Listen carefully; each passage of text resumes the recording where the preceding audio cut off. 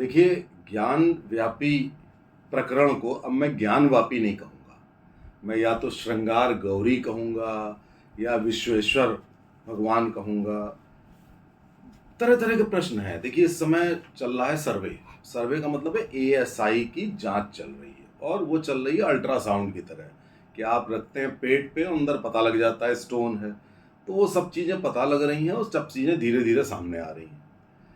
अब कुछ प्रश्न जो आप अभी चर्चा कर रहे थे, उन प्रश्नों के बारे में उत्तर दे दूं कि जो ये पक्ष है, अभी एक बार फिर डेट पड़ी थी कोर्ट में, तो मुस्लिम पक्ष ने ये बोला, अब जरा देखिए कि जब ये ज्ञानवापी बनी थी मस्जिद, उस समय औरंगजेब शासक था, वो राजा था।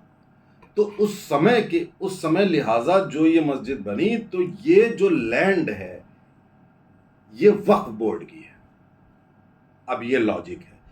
तो इसके अनुसार तो बगल का जो विश्वनाथ जी का मंदिर है वो भी हुआ वक्फ बोर्ड का, पूरा बनारस हुआ, सारे मंदिर हुए वक्फ बोर्ड के, आधा पौना भारत भी पूरा वक्फ बोर्ड का हो जाना चाहिए। तब तो फिर इस लॉजिक से तो ये हुआ। तो अब देखिए जरा कि ये वक्फ बोर्ड से उन्होंने कर दिया 1995 का जो एक्ट कांग्रेस ने बनाया वक्फ बोर्ड का। अभी तक ये 1991 का वर्शिप एक्ट की उल्लंघना कर रहे, वो दे रहे थे कि वर्शिप एक्ट के अनुसार आप छू नहीं सकते, जबकि ये गलत है। ऐसा प्रावधान नहीं है।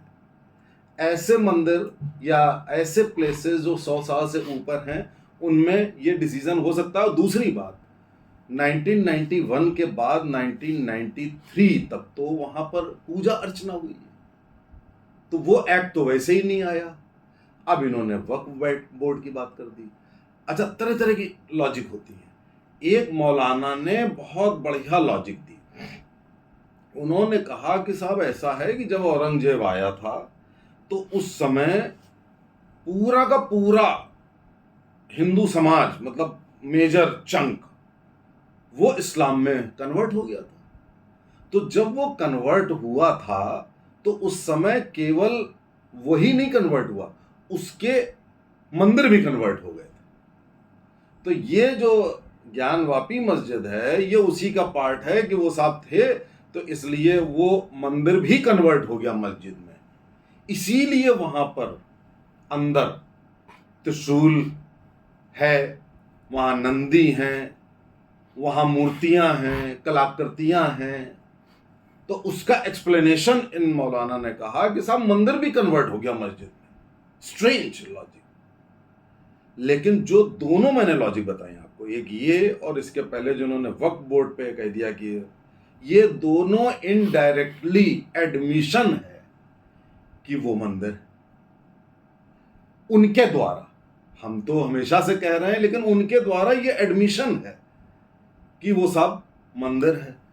और एक और आप जरा सोचिए, एक बार अभी मैं देख रहा था किसी को कहते हुए कि भाई साहब एक बात बताइए कि औरंगजेब या मुगलों को मस्जिद बनाने की जगह मंदिर के बगल में या मंदिर तोड़ के ही बनाने की क्या आवश्यकता पड़ती थी?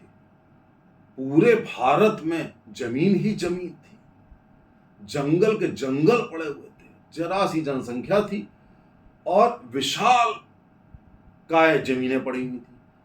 तो भैया वही वाली बात कि एक ही जगह पर क्यों भैया बनाओगे, तुम अपनी वहां बना सकते थे। ये अपने आप में प्रूव करता है कि आपने मंदिर तोड़े और उस पर मस्जिदें बनाई। तो अभी ये काशी मथुरा और ये अयोध्या की बात ही नहीं है। अयोध्या का मामला तो फिर हल्का सा कॉम्प्लिकेटेड था कि अयोध्या में वहां पे मंदिर नहीं दिख रहा था, वो वहां मंदिर जमीन के नीचे था। अब मथुरा और ये काशी में तो ये मंदिर ऊपर ही ऊपर मौजूद है आपके, उसको भी आप डिनाई कर रहे हैं। और ऐसी 3000 मस्जिदें हैं भारत में जो मंदिर के ऊपर बनाई गई, मंदिर तोड़कर बनाई गई। लेकिन जो प्रमुख 3 हैं जो हिंदू आस्था से जुड़ी हुई हैं, अगर आप उनको भी नहीं स्वीकार कर रहे हैं तो इसका मतलब महाबेईमान है। और एक और आपको बताएं कि कौन लोग विरोध कर रहे हैं। कौन लोग मुकदमा लड़ रहे हैं? जो उस समय हिंदू रहे होंगे, इन्हीं में से किसी के परदादा वगैरह कहिए इन्हीं मंदिरों में पुजारी रहे हों, वो विरोध कर रहे हैं। तो अब अच्छी बात यह है कि कम से कम साइंटिफिक एविडेंस को अंततोगत्वा कोर्ट माना, सुप्रीम कोर्ट माना, बाकी लोग भी मजबूरन उनको मानना पड़ा। तो अब इसमें कोई शंका नहीं है कि ये तुरंत प्रूव हो जाएगी कि ये मंदिर था, है, इसमें पूजा अर्चना होती रही थी।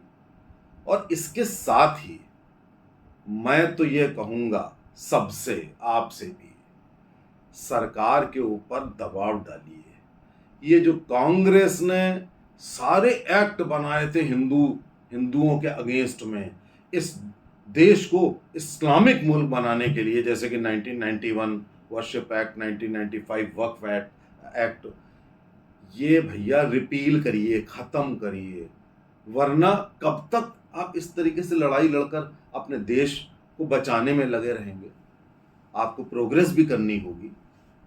तो सबसे पहले इन कानूनों को खत्म करिए, उसके बाद अपने प्रमुख केंद्रों को तो रिस्टोर करवा लीजिए, क्योंकि ये ऐसे मानने वाले नहीं। जय हिंद, जय भारत। चैनल को सब्सक्राइब करिए।